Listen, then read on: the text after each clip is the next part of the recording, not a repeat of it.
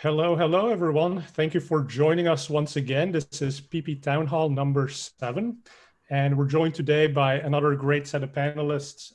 So we've got two of them here so far. We got Brandon Jones from unCommon Logic and David Szetela, who now heads up the paid search organization. We're still waiting for Navah. I was just apologizing to the other panelists that I'm the worst host in the world because I did a poor job of sending the correct joining link. So we think Navah, we know she's standing by. She's just trying to find the right link. Oh, she's stuck in the audience. Hold on. She's stuck in the audience. Yeah. So she'll be here in a minute, which we're very excited about. So anyway, we got a bunch of topics lined up, but before we do that, I thought we welcome the panelists and let them introduce themselves properly. So Brandon, tell us a little bit about yourself. Yeah, Fred, thanks for having me. Brandon Jones, I'm the Director of Client Operations at an agency in Austin, Texas called unCommon Logic. We've traditionally been an enterprise company specializing in PPC, SEO, and conversion rate optimization. And we've recently, over the past year or so, expanded to try and help more small and medium-sized businesses grow. And I've been here since February and helping kick off that initiative. Awesome. And so I'm really looking forward to the perspective that I think you're going to bring on those small, medium-sized businesses. Obviously some of those are the hardest hit that we see in the COVID crisis. So I can't wait to hear what you guys are seeing over there at the agency. All right. And David's kind of an old timer in the industry. I wrote the foreword for his book way back when. Many of us know who he is, but for those of you who don't, David, tell us a little bit about yourself. Well, I do some PPC hands-on. I've got a handful of clients. These days, a lot of my attention is being drawn to the Paid Search Association, which is a industry association just for people who practice PPC. And we have, by some miracle, put together a conference, which is starting next week, a virtual conference that will feature Navah right here, Fred over here, and several other industry people that you will know and love. The registration page is, well, just go to paidsearch.org and you'll see on the home page information about registering. It's free and it takes place next Tuesday, Wednesday, and Thursday. So we hope you can join us. Yeah, we'll talk a little bit more about live events in just a second. But Navah's here. So yeah, Navah was stuck in the audience. I just promoted her to panelist. So apologies for that, but good to have you on. All good. Thank you for having me. Yeah, so Navah also goes way back in the paid search industry. Many of you have probably seen her speak at many panels. Switched jobs. So tell us a little bit about what you used to do, your claim to fame, and what you're doing now. Sure. So just like Brandon, SMBs are very near and dear to my heart with my background coming from WordStream. Excuse me, I'm getting over a little bit of a cold. So there might be times where I mute myself just so you don't hear me coughing at you all. But I started at the beginning of this year. I actually transitioned to Hennessey Digital, standing up a paid media agency within the traditionally tech SEO agency of Hennessey Digital.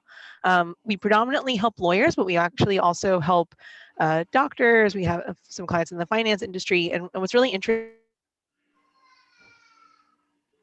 about this new role is that a lot of times we PPCs, and to be fair, the SEOs as well, kind of we stay in our lane. There's not a lot of cross communication. So one of the reasons why I actually took that role was there was a desire to kind of unpack those silos. So coming from thousands upon thousands of accounts at WordStream and now being far more focused on the legal vertical, but then also integrated campaigns as cross-pollination campaigns. It's all very exciting. And then I have to give, again, another shout out to the Paid Search Association, but also one of the fun initiatives that's been launching is there's a lot of, in traditionally SEO-oriented publications, more Ask the PPCs. So I want to say thank you again to Fred for having us so that we can make this knowledge and experience available to all of you. We genuinely love to help people. We genuinely love to empower you all. and I'm very excited to answer any and all questions and contribute to Yeah, thanks for being here, Navah. the conversation. And I don't know if it's on my end, but your audio, I think, is cutting a little bit in and out. But thanks for being here. And like you said, it's just great to share information. And that's really what these sessions have been about. Now, I think this being session number 7, we actually have found solutions. We're starting to see people kind of pushing through the COVID financial, economic, and health crisis. And so I want to shift that conversation a little bit more to what solutions we're seeing that might be working. And kind of our take on how we might have done it slightly differently, right? If it's not a company that we work with directly, but let's make that the focus of the conversation today.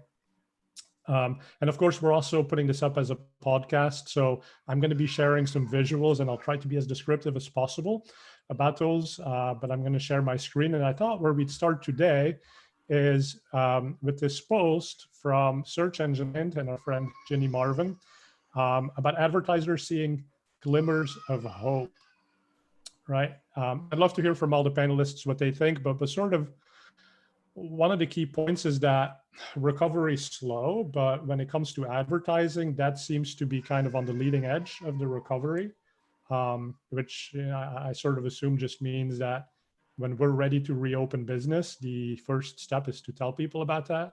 And what better way to tell people we're open again than to advertise? What have you guys seen? Yeah, I can start. I've definitely, I think we went through a period there, especially in the SMB space initially, where there was a lot of reluctance and a lot of trying to figure out exactly what was going on. And that lasted for a couple weeks. But I've been really impressed and surprised at the clients that we have, and also some of the conversations I've had with other small and medium-sized businesses and their kind of attitude towards getting back out there and maintaining a presence on digital, even through this crisis. And even while a lot of things are still unclear, I think I've seen that more than I expected. Any particular verticals where you're seeing more of the recovery than others? I think. Oops, sorry. Go ahead. That's okay. I think the verticals that are doing well in the overall economy, we're seeing the same thing with tech and e-commerce and things like that. And that's really where the majority of our clients are at this point. One thing I'll throw out there that's really interesting is that the clients that stayed the course throughout kind of the flux actually are in an amazing position right now. And the clients that pulled back their spend for a couple of weeks are now having a far more intense recovery. One of the actually really fascinating things I've actually seen in some of our accounts is that where accounts pre-COVID, kind of this flux in the market, they were all on automated bidding, crushing life was great, turn the campaigns off, and now turn the campaigns back on. The machine learning for those is actually really bad. It's like I haven't used outright manual bidding in like 2 years because like there's just a lot more trust instead of some of those automated signals. Where clients that stayed the course, they actually were able to capitalize on those cheaper cost per clicks, yes, but they were also able to really own own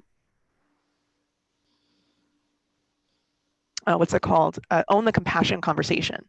There's a lot to be said for the marketing and like the folks that kind of stayed in top of mind with, we're here with you, we're here to offer support versus just sell all the time. And the brands that turn their budgets off, even those as they've been ramping up, like their first touch back into ad spend wasn't come buy my stuff, come be a customer. It was, we're with you. It was like a display campaign, a YouTube campaign, driving that awareness, driving that support, highlighting like the good of the community. And I think a lot of the spend that's going to be coming back, not just like we can talk about like risk averse versus risk tolerant on ad spend, and like how you can compare it to like Wall Street.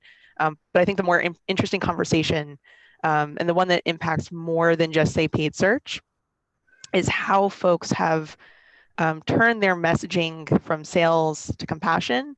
And like that I think is the media spend that's really coming back into the market. It's not just pure sales. It's we're with you. It's brand awareness, and it's a comfort for investing in brand. Nice, and I want to go deeper on that. And David, I also want to come to you in a second here, Okay. but Navah, you did this post on Search Engine Journal not too long ago, and I think it's talking a bit about what you just are referring to. So go to Search Engine Journal, look for Navah's posts. It's the last one she did. But you basically said turning your campaign off is detrimental to smart Oh my God, billing. it's the worst. It's so bad. So there, and we can debate about this. Like we can have a nice civil debate about whether you should turn the campaign off and turn the campaign back on and turn the campaign back on, turn the campaign off versus just keep it on, but have it like a $1 or $5 budget. I firmly believe you will see better results. And it's just off of the accounts I've seen back in my experience at WordStream and just in general, leaving the campaign on is it's worth the like $400, $500 you might spend in the month to make sure that you don't have thousands of dollars of wasted time when you want to ramp it back up. Interesting.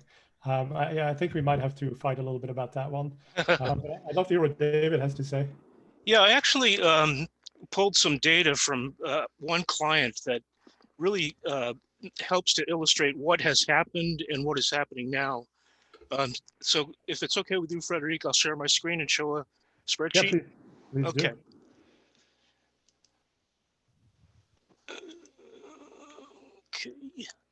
Okay, so this is a really interesting client because they have both B2C e-retail and B2B e-retail. Okay, so on the left here, we have the B2B e-retail. So this is companies that are buying stuff for their, I'm not going to go into detail about the client because I don't want to reveal their name, but this is B2B retail and this is B2C. So you see that each one had these moments of total crises when sales just stopped. And we were all running around trying to figure out why. In retrospect, the main reason was the consumer confidence vanished, along with a lot of their money. But then you see that it started to pick up, and this represents late March, early April in both cases. But the interesting thing is that the pickup for B2B has not yet brought them back to parity with what they were experiencing in January and February. Whereas the increase for the B2C is way higher than they ever experienced. So I think that's what I'm seeing in other clients and what I've read about in the notes that you prepared, Frederic. Now, another interesting thing is this kind of tail end. This is lately, this is like the past 2 weeks. And this is where we decided to pour on the advertising spend. And in the past, we had spent much more on advertising for the B2B side because they had a much higher average order value than this side. But this side, the volume's going through the roof. So we decided to shift our ad investment more to the B2C side, and it's really paying off. This side continues to grow. So that's kind of a generalization. Go ahead. Yeah, and remind us, sorry, I'm like chatting with panelists or other folks here, but remind me what industry or what company this was for? It's furniture. Let's call it furniture. Furniture. Yeah, so furniture is one of those things that people actually do want to do, right? They or put in their houses now that they're stuck there all the time. Of course. Yeah. So we're getting. Go ahead. Yeah. Well, I guess the point is that I've seen similar curves in other clients as well, and it's not just e-retail, it's B2B as well. In other words, there was a point where I think a sinking tide sinks all ships kind of thing. In other words, there was a week or two when everybody ran home and tried to get their home office stuff set up. They weren't spending too much time except dialing into their home office. And then it started to loosen up, and the stimulus checks came, and people began being more comfortable in their home situation. Nice. And so we have Kasha, who's watching live. She's saying that she's seeing the same thing as Navah and David, and this is in higher education. So staying the course had a smoother recovery. The ones that pulled back, not seeing the same results. And I'm going to actually, so I mean, from the machine learning perspective, right, the reason that I want to argue at the point that you should just keep things on all the time is that ultimately, like, the machine doesn't care that you turn stuff on and off. Like, the data that it's analyzing is still going to be the same. But I think what's happening in this case is that, you know, you turn your campaign off one day, and from one day to the next, there's such dramatic shifts in consumer behavior, in local regulation that influence, you know, what you can do. We're seeing your email, by the way, David, so you might want to turn that off. Oh, sorry. But there's I didn't such think I was still dramatic. Sharing. So I think that's perhaps where we're seeing that whole notion that it's actually better to keep things on so that you at least get a little bit of data that teaches the machine that, hey, things are really wonky. And then when you turn it back up, you know, you don't turn it on, but you turn it up by increasing the budget. At least it has that new baseline of what is the expected conversion rate. So I think that's my theory on what's happening. Interesting. So one thing I'm curious what all of you all think, and anyone in the audience would love your thoughts as well, is on the fluctuation of spend just across all the different verticals. Like that was my hypothesis on why machine learning was starting to struggle a little bit on the ramp up. It wasn't actually like there's that 5-day window where ad accounts learn. But I actually think the reason why it's struggling so much, and this goes to your point, Fred, that there's so much fluctuation in the actual amount of spend that the data that the machine can have at its disposal is corrupted. So by staying on, you have some degree of normalcy versus you turn it off and then things are all are crazy. And so it right. I mean, has no point of comparison, but really curious to. Yeah, so let me give you an example of how this used to work, at least when I was at Google, right? So the whole notion was, listen, if you sell Christmas trees, then obviously that's a very seasonal thing. You're going to sell these things sometime between November and December. If you turn your campaign off for Christmas trees, it doesn't really necessarily matter because you're going to turn it back on next November when presumably consumer demand to buy Christmas trees is relatively the same as it was the year before. So it's fine that you pause your campaign, like nothing has really changed in between. Now, if you took that same campaign and you turn that Christmas tree campaign back on in July, and the system expects that, you know, 50% of people looking for a Christmas tree are going to buy one, well, that's not going to be true, right? And that's where it kind of messes up because it comes in with an incorrect expectation. So I fully agree with you on those seasonal ones. I'm thinking about, well, I'll use Hennessey's client base, lawyers. Lawyers that were spending $30,000-$40,000 a month on a conservative legal buy per month, then trying to turn that back on, and we're struggling to spend. I don't want to bid $100 a click. I'll bid $5, but that would put them way below first page bid. So that need to go back to manual to course correct that. Like I was really surprised that I had to go to manual bidding on those accounts that turned. There's the ones that were on throughout the course were fine to stay on automated bidding. So it was just interesting to me. Like I didn't expect that a non-seasonal business would have that problem. Right, and then so I think my point is that something that has been non-seasonal is essentially seasonal now because there's so much flux that's not based on just the fact that you're in the legal industry, but it's like you might not be able to meet person to person, or your law firm might not be able to, right? They might not have a Zoom meeting set up.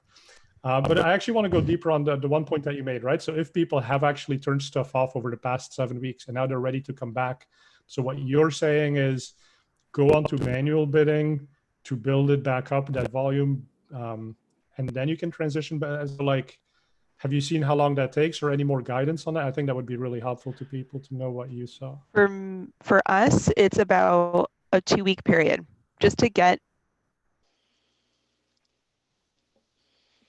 something. What's also been useful is target impression share with a bid cap, just to kind of protect the system. But yeah, for manual bidding, I don't go more than 2 weeks, provided that we have good conversion data. Conversion data is obviously the standard to go back into automated bidding.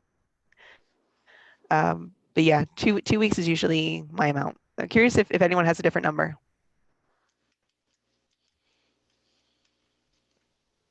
No, Brandon. I can't tell if my Wi-Fi died or if you all just agree with me.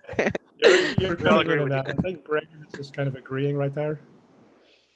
Yeah, I don't have a ton of insight on the details of the data. I know that what we're definitely doing more of is double checking and making sure. I think we've seen fairly consistent performance, but I know we're spending a lot more time in the accounts, making changes where necessary, and really kind of adding some oversight where needed. What about you, David? I'm kind of on Navah's side. My practice, and I don't have set times or set dollar amounts. I mean, it varies so much from client to client.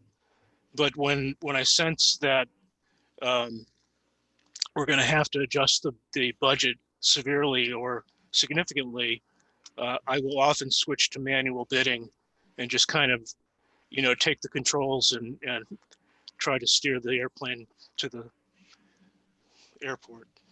Bad analogy, but anyway, I agree with Navah. And so Navah, let's come back to you. So the other thing you put in that post was to do with false positives, untrustworthy conversions. And so I think that's the other thing that's really in play right now, right? So I think even if you've been able to get away with last click attribution and kind of doing things the old ways, has that shifted at all in these more volatile and dynamic environments? Are you talking to Navah? I think we lost her. And I just got back on. She's back. All right, great. Right. I don't know if you heard that question, but yeah. So I heard last click attribution, and is it still like what are we doing with last click attribution? That's what I heard. Yeah, pretty much. I mean, so in the post you said that if you have untrustworthy conversion data, then that's not good. Mm-hmm. I think that's a broader point that applies every time, but now especially the times that we're in, is that even more so true, or what do you think?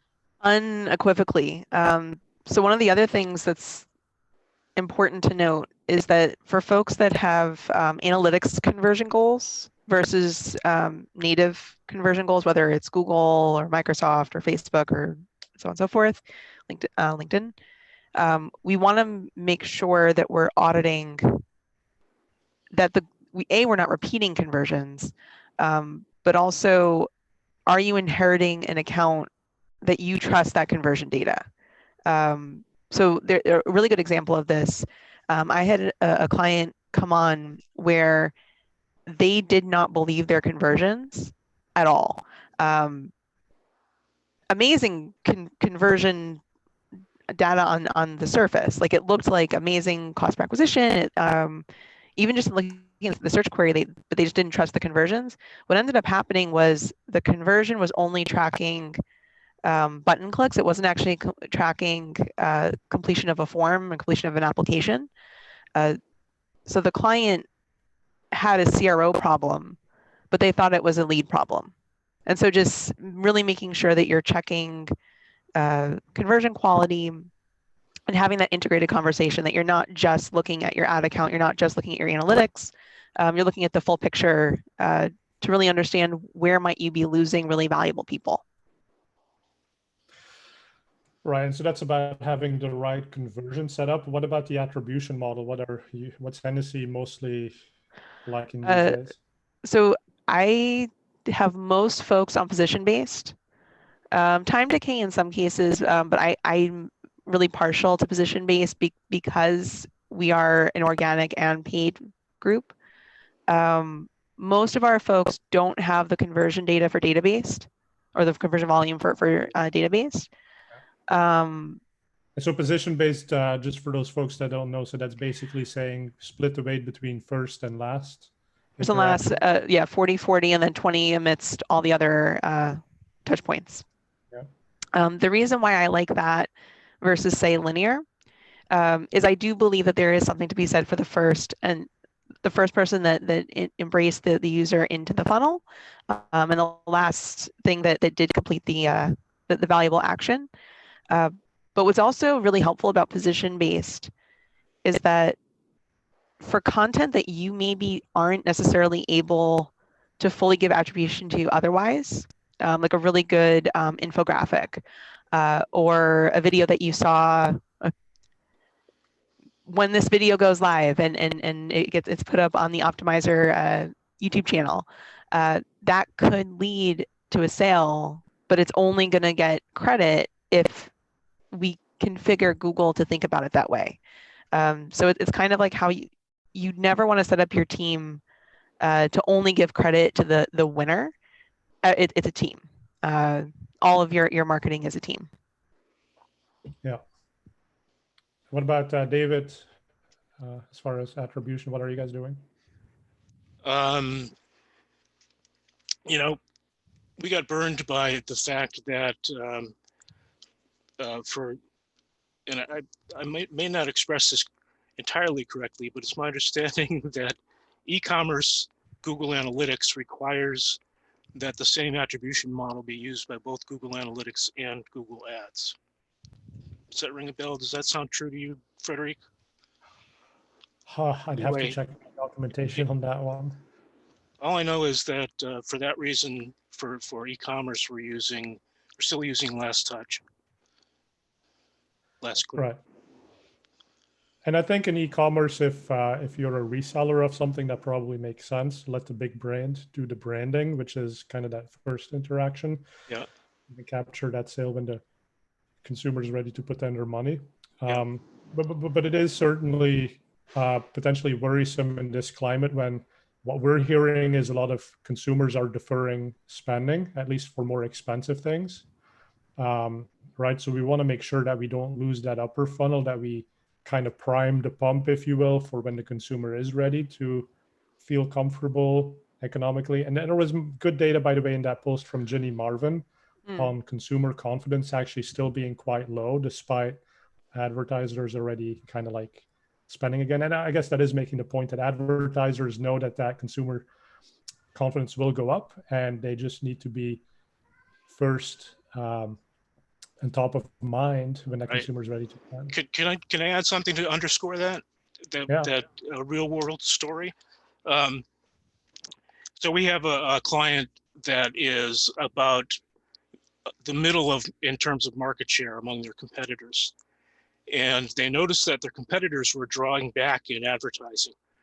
So we did a branding campaign for them that was all display ads using a sneaky little tactic that I call no call to action advertising. In other words, we would feature their name and their logo and something about the position they wanted to occupy in the minds of their customers, and just plastered the web with those ads. Put them on the websites of every major city's TV, radio, and newspaper and magazines, and got many, many, many millions of impressions at almost nothing per impression because nobody was clicking on the ad. Well, I'm exaggerating. Too many people clicked on the ad, unfortunately, but it still was dirt cheap. And it was surprising how much it affected their sales. In other words, their sales, I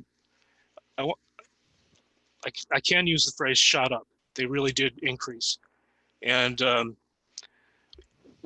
it'll be a later conversation or exercise to figure out whether that altered their position in the market or in the minds of their potential customers. But a lot of those purchases were new. Interesting tactic. So really cheap brand building, basically. Exactly. Yeah, And you said and a time of uncertainty like this is a perfect time to do it because, you know, market's in disarray. right. And you said even newspaper, radio, TV, so offline media. Yes. Was that relatively cheap right now? Yeah, it was peanuts. You know, remember we're buying remainder space. You know what the big agencies call remainder space. You know, they think it's junk, and you know, I'll take a junky space on the Wall Street Journal anytime. Yeah. And let me go on a side rant here, but what's really concerning is the fact that, you know, for once newspapers and TV and the news basically has a lot of interesting stuff to talk about, but advertisers don't want to advertise against that content because it's too negative. It's the negative brand association. And so really the only place where you can advertise on display and as a publisher make money for it is the clickbaity, junky, fake news type stuff. And then at the same time, you're reading that newspapers were already kind of in a really bad position with advertising. Now that's not even, you know, it's actually getting worse now in COVID. So it doesn't bode well for the future of news. So personally, you know, if you can subscribe and actually donate to a newspaper, like we need proper news. We need to. So what's kind of interesting for me, a lot of newspapers, radio stations, TV stations will offer a paid media buy, like a straight up just Google Ads buy as part of their offering. And it's surreal for me hearing us talking about, yeah, let's go back into traditional media when the traditional medias are desperately trying to add back on that digital component. It'll be interesting to see if we as marketers now need to embrace not as perfect attribution for the sake of this is where people are. I will say I've been making a bigger push for streaming services, far more streaming over, say, a TV spot or print. And the reason for that is that you're able to communicate far more effectively and cheaply on streaming. But you can still track it. Like there's far more data at our disposal. Whereas when we look at more traditional media, there's still a little bit of a black box. Now, granted, there are some clients that are going to they don't care. They want to have their billboard up there. They want to have that TV spot. Like they want those, and to them they'll hear their customers say, "Hey, I saw your TV ad," but really what led them there was the digital piece. So it'll just be interesting to see kind of how we become hybrids. Like we actually have to embrace more traditional, and traditional is just tacking on digital as an offering. Right, and I totally agree that we've become kind of addicted to the perfect measurement and low CPA just by taking credit for every single thing that's out there. But now that we're actually forced to maybe expand a little bit beyond just search ads, and we have to go on YouTube, go on streaming, maybe put some stuff in newspapers, right? Like, I think that's what you were also talking about is deduping the conversions so that you don't give credit to Facebook and Twitter and Google for the same thing and basically bidding 3 times now. Right, but you don't want to do that because there's a different team that runs social, there's a different team that runs this and that, and you want to get as much credit as possible. And even Google was guilty of that when I worked there. I mean, the AdSense team and the AdWords team were basically each taking that same revenue. So by that measure, Google was twice as big a company as we actually were. David or Brennan, you wanted to say something? Well, I was just gonna ask. I think it's interesting. One of the I guess learnings or thoughts that has come out of this last few months for me is kind of the diversification and having a few more channels at our disposal. We're typically a direct response, PPC heavy agency, and connected TV was one of the things that I was interested in and kind of looking at, and I was wondering what your, I guess, experience has been, Navah, in being able to tell that story with the data you're getting back and being able to kind of connect that to the digital marketing side. So a big part of connecting non-digital to digital success and digital reporting comes down to call tracking, promotional offers that can be queued in, but also really tracking our users and being very mindful of what is the story that our people are telling us in terms of how they came to us versus how did they actually arrive. I need to give a shout out though. I mean, call tracking metrics, call rail, the whole call tracking universe. Our path forward to bridging traditional and digital is really, at least in the lead gen space, because I'm now almost exclusively lead gen. There's a degree of e-commerce, and e-commerce can have a call tracking component. But for lead gen, if you are not running some degree of call tracking, you are setting yourself up to fail.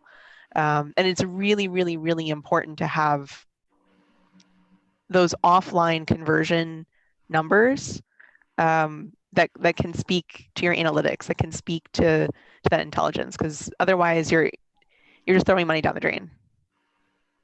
And that's step number one, right? Is knowing who called, and that's your, I don't even know if that's an MQL or marketing qualified lead. But right, like there's stages after that, and that goes through the CRM. So how much are you doing that? And for me, that's really fascinating because it goes back to the whole AI and machine learning and smart bidding, right? We're kind of telling the machines, give us lots of leads, but we're not necessarily telling it what are the leads that eventually end up becoming customers, because that might be 6 weeks down the road, right? And so how do we help the machine be better? Are you asking us? I mean, because I mean, like my preferred method is just uploading conversions, just like upload who became a customer, and tracking that as a higher value, and then we actually can say, hey, this campaign drove XYZ ROAS. Yeah. Amazing. Or this campaign did not do better. Exactly. I mean, it's not rocket science, right? But it's good to hear that that's actually what's working. But also I want to like understand, when you have the call tracking system, do you feed it into a CRM down the line, or do you just? So in the legal space, there are legal specific CRMs like Litify and Lead Docket. Those have some degree of exportability, but I am not paid by call tracking metrics, I swear. But one of the things that's actually really nice about call tracking metrics, and this is actually a functionality we recently discovered. It was super useful for clients that whether they weren't big enough or whether they just didn't have the person on staff who could manage a CRM, call tracking metrics actually has CRM functionality that you can track that lead and really start to log, did it become a sale, scoring, so on and so forth. And so being able to just export that and re-upload it into the Google ad account, or into any ad account, to just say, hey, this became a customer, value it higher, is incredibly valuable. For those that don't know, you can upload offline conversions as business data within the Google Ads platform, and actually have that attributable bit of data. You are going to want to make sure that if you do that, you set it as a higher conversion value than, say, just someone fill out a form, because obviously, like, you care more about someone who became an actual customer. But in terms of CRM tracking, I don't think, like, it's only useful if you're going to make changes off of that data going into the system. Like, I think the AI, if you're going to let the AI do its thing, then yes, it's a good thing to do. But I forget whether it was Aaron Levy or Amy Bishop who said this, but you should only make changes to attribution or make changes to your like how you track if you're actually going to make that speak to action you will take in the account.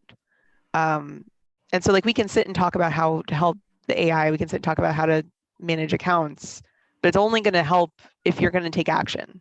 Like I think a lot of people get stuck in the I need to do all the things mode, and then they don't actually focus on driving qualified leads and customers. Sorry if that was like a bit of a tangent rant. I mean, no, that's a very good point, right? You don't want to put in, we're all busy enough, so let's not do work that ends up not getting used. I do think there's an element too where you have to kind of set up the measurement to understand what is meaningful enough that you might want to figure out how to bring it back into the system and start acting on it. And I've given this example a million times, so people have probably heard it, but it was like at Google for quality score. We wanted to know if the lunar cycle had an impact on people's click-through behavior, right? I feel like so you read my April Fool's article. Like you have to draw quality score in conversation, and so Google and Bing will like you better. I mean, I did look at your recent blog post there on that quality score exactly. But yeah, so it's like you have to measure it to see if it impacts it, and then we're like, actually, it doesn't. So we're not gonna keep tracking it because it doesn't really matter for quality score. Now, the one side note on that is when Google does these analyses, it does it in aggregate, right? So it says for broadly speaking, most advertisers, this is not an impactful signal to look at. But what if you were a maternity ward or a psychic, a tarot card reader, right? Maybe the lunar cycle actually does impact it. So, and that's where we as agencies have the power. We can say, listen, we got to bring this data back in. And that's what you're speaking to, is find something that's meaningful to your business and then make it actionable in terms of how you make Google ads and Bing ads work on that. Brandon, what about you guys? What are you doing there? Well, I think, as Navah said, especially in the SMB space, call tracking is key. I think it depends.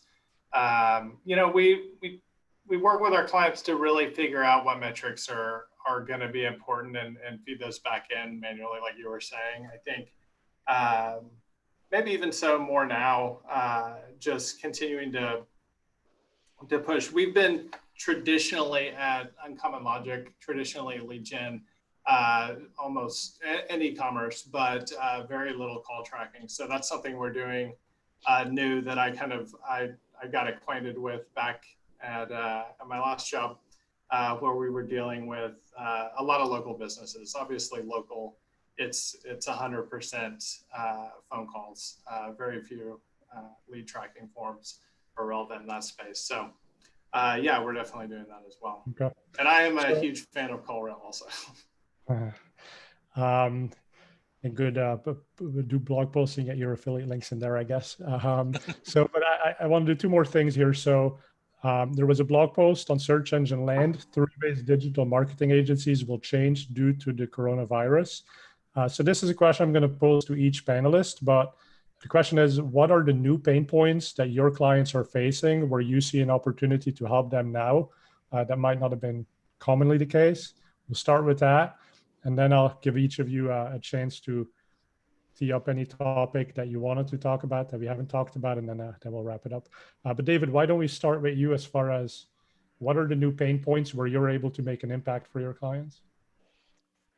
Well, I won't bring up the graphs that I showed before, but that was an attempt to help our clients stop freaking out as much about the fact that their sales had plunged, and show them that there was a light at the end of the tunnel, and that really helped them, because they were at the point where they were thinking, should we stop advertising completely, or should we push the gas pedal even harder? So we helped them rationalize spending more money on advertising. And by the way, they were also the client that we did the branding exercise for. So a little bit of the upward tail at the end there was due to the branding having pushed more direct-to-consumer sales than we thought it was going to. So in a nutshell, we've been able to help every client figure out exactly how they were going to be affected, chart for them how they had been affected, and help them understand that maybe not maintaining the status quo exactly was the right strategy for them, but certainly not pulling back completely and folding up shop. Nice.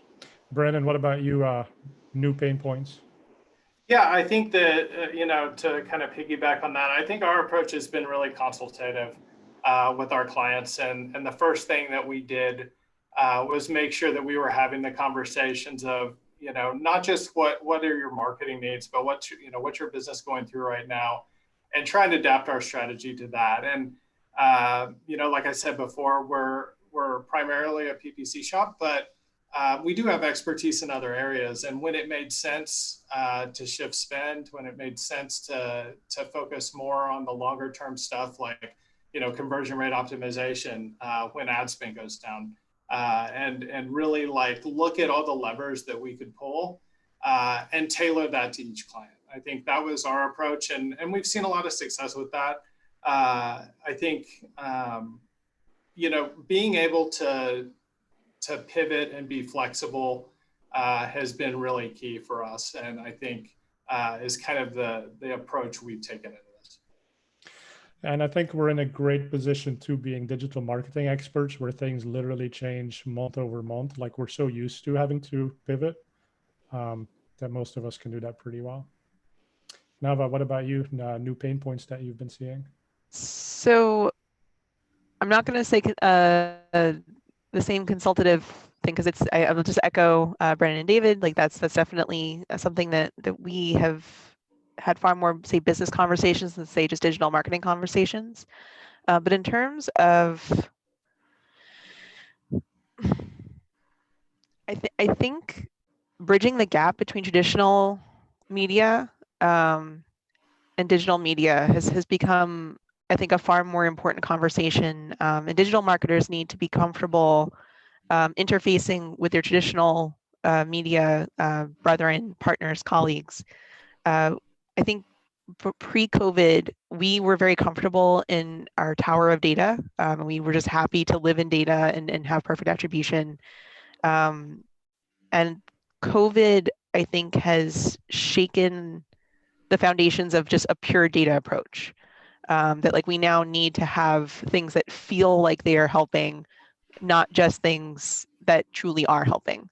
And so the clients that we're seeing in the ways that we're helping is helping them navigate what media buys make sense, but then also how to translate those messages across the different media buys, and how to position their brand in a way that's useful, helpful, compassionate, not just, I want your money, give me your money, look at me, give me your money. Right. And I think what COVID personally has taught me as well is that as a consumer, I build expectations in my head around what I can and cannot do based on sort of what I'm hearing from friends and colleagues. And then that makes me not do certain searches because I assume these things are not available or might not be shipping on time. But then I read something in the newspaper in traditional media, and it's like, oh, wait, this is actually operational. This is something I can actually do. So that kind of spurs me to go and do that digital activity. Now, that's just sample size of one. I still do read a traditional newspaper. I may be a bit old school, but I do like that whole point of connecting digital and traditional.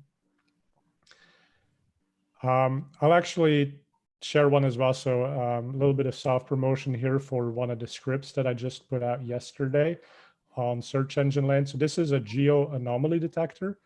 And so I think the pain point that this is addressing is the fact that I'm in Los Altos, California. I'm in Santa Clara County. We have different restrictions in place than statewide in California. Those are different from every other state in the country. There's certainly, I have no clue what's happening in Europe or on a regional level. So as an advertiser who actually markets to the whole world, it's very difficult for me to stay on top of how these regional differences are impacting my campaign, right? So what we've built is a script that takes the geographic, city level, the DMA level data for the day of the week and compares it to typical. And it will send me a warning that says, hey, did you know that yesterday in the city of New York, you had far more than usual impressions or cost or clicks? And it doesn't tell me what to do, but at least it keeps me on top of the fact that something may have just changed in New York. And that it may be time to reevaluate my bid adjustments, my messaging to that region, And so that's a free script. You can pick it up on search engine land and try it for your own accounts. And I guess that's also the thing that I wanted to mention that we hadn't talked about. So I'll give each of you now a chance to maybe wrap it up and anything that we haven't covered. And Brandon, we'll start with you. Oh, of course.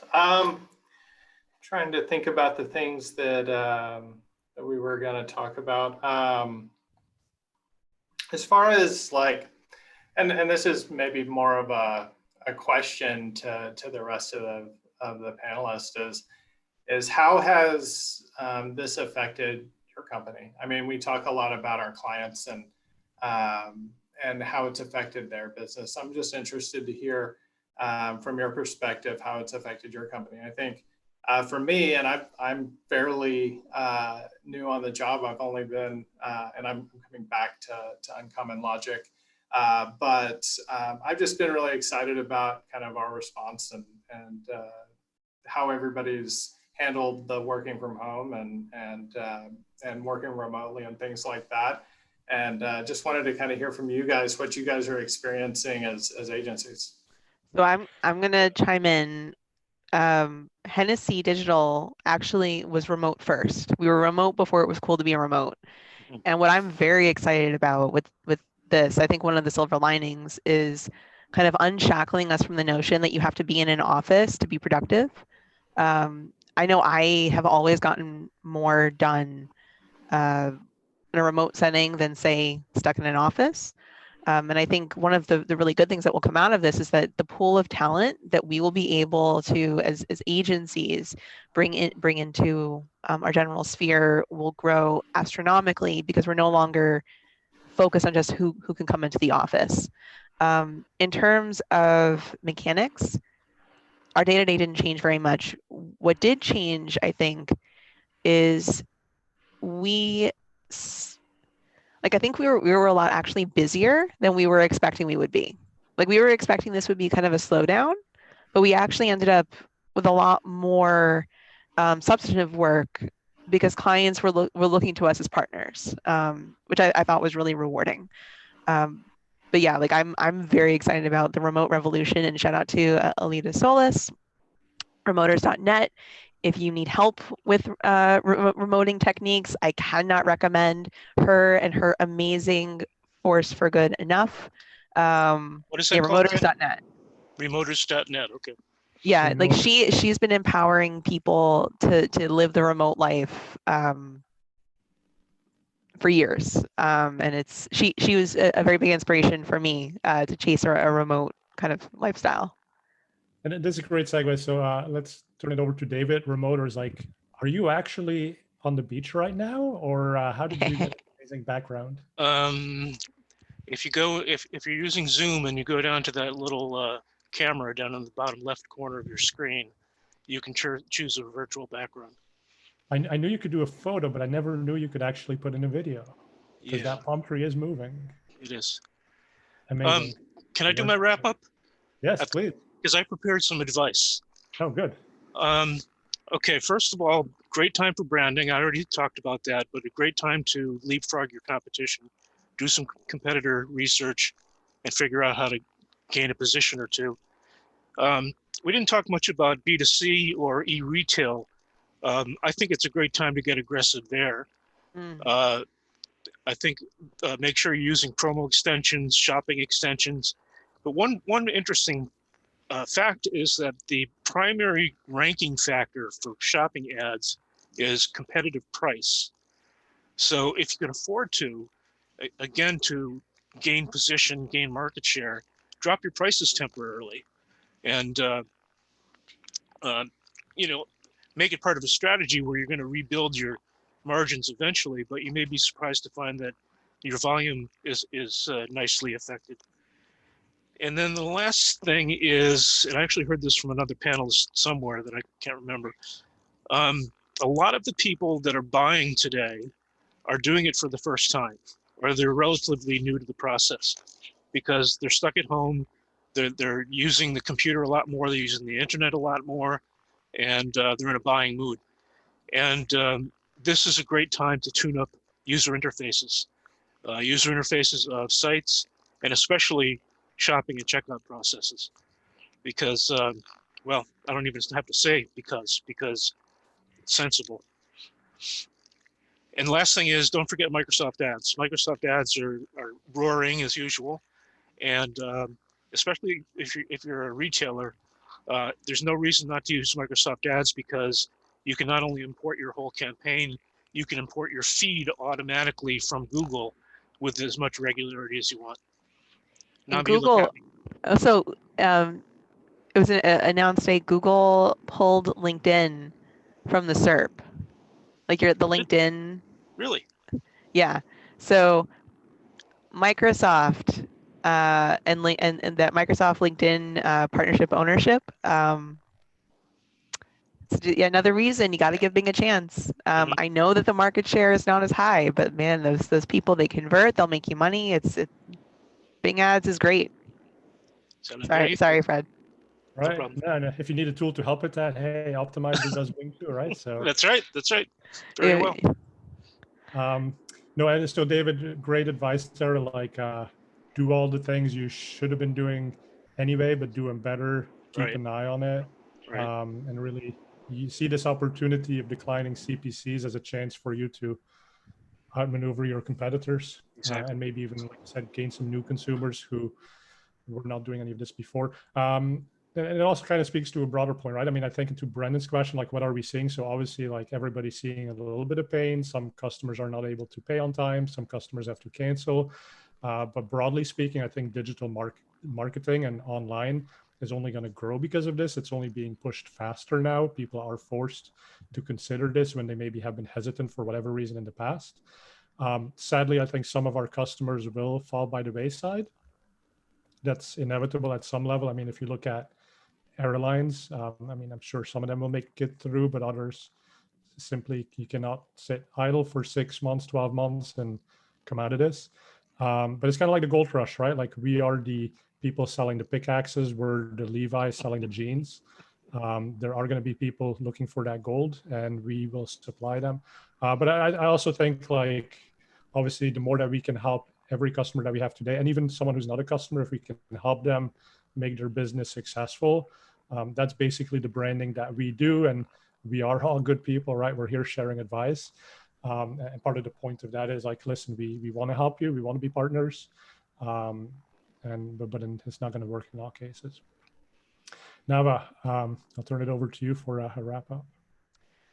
So want to echo everyone's sentiments. We're all here to do well by doing good. One thing I think that's useful to think about, that we haven't really talked about very much, is how we really troubleshoot all parts of the buying funnel, not just the lead acquisition, but like even that pre-qualifying piece. And so in today's world, where every dollar, every hour that you're going to invest in generating sales is precious, really looking at landing pages, really looking at audiences that you're using to pre-qualify that traffic, looking at your ad copy, not just your keywords. And I think there now is more than ever a time for the creative analytics, not just the crazy brand creative folks, not that they aren't wonderful and lovely. And it's not just pure sit there Excel spreadsheet data folks. So we really need those hybrids. And so where I think it used to be really useful to have a single thing you did very, very well, those that differentiated or like are cutting their teeth on something that they maybe don't feel like as confident in at the moment are actually more valuable now than someone who just is really, really good at one thing and just stay with that one thing. Brands appreciate that you are fighting not just for them, but like for their growth. And so long as you treat every conversation, whether it's for a client or the brand that you're serving, as a true partner, I think that there's a lot of success to be had. And I really agree with your gold mining analogy. I don't know that I necessarily love the fact that we're positioned as the people selling the pickaxes. So like, regardless of whether they make money, we make money. But but it's accurate.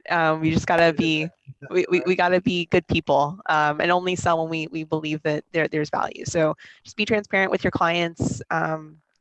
If it doesn't make sense for them to do what you do really well, there's an entire Rolodex of folks who are excited to help them, and you recommending a friend or recommending a client to a friend who can serve them better, they'll then send leads back to you. So this is really a time for human connection, human partnership. Absolutely. And it's crazy how we're getting some more of that connection virtually now through Zoom than if we actually had to meet in person. So awesome. It sounds like a lot of content for future sessions. So all of the attendees and people listening on the podcast and watching us after the fact, would love to have you back. We'll have these panelists invited again. If they want to be back, we'd love to have you. Next week is the Paid Search Organizations virtual conference. So we're not going to be back at our usual time. We didn't want to compete with that event. But what we're doing instead is PPC Town Hall Down Under. So it's going to be the Australia edition with 3 Australian speakers. Nice. We're going to have Mike Rhodes, Monty Hupsch, and confirming the 3rd speaker now. But it is going to be Tuesday, next Tuesday at 4:00 p.m. Pacific time, which is morning in Sydney. So thank you all for joining. Subscribe if you like this. And thanks again to all the panelists. Thank you for having us. Hey, everybody. See Bye. you all soon.